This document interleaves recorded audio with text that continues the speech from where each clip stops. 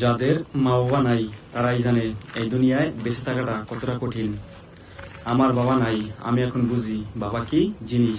যখনই বাসায় ফোন দিতাম তখনই বাবা বলতো, বাবা তোর শরীরটা কেমন আছে, খাওয়া দাওয়া করছিস নি?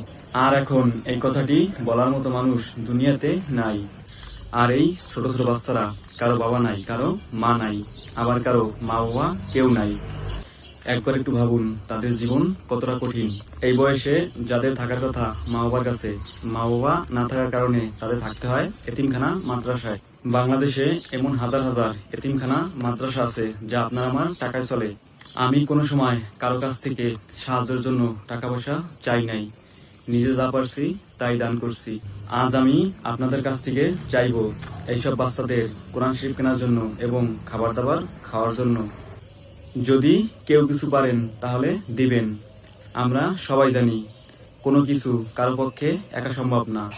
সবাই মিলে যদি করি তাহলে আল্লাহ যে কোনো কাজ সহজ করে দেয়।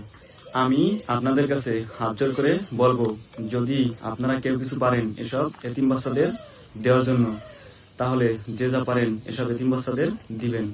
আবার আপনি যদি চান এই এতিমখানা মাদ্রাসায় বাচ্চাদের কোরআন শরীফ কেনার জন্য এবং খাওয়া দাওয়া করার জন্য কিছু টাকা দান করবেন, তাহলে আমাকে বলবেন।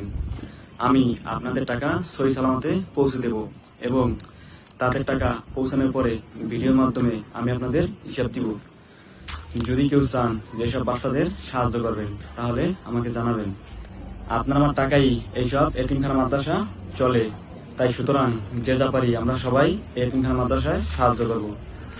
তো সবাই ভালো থাকবেন, সুস্থ থাকবেন। আল্লাহ হাফেজ। আসসালামু আলাইকুম।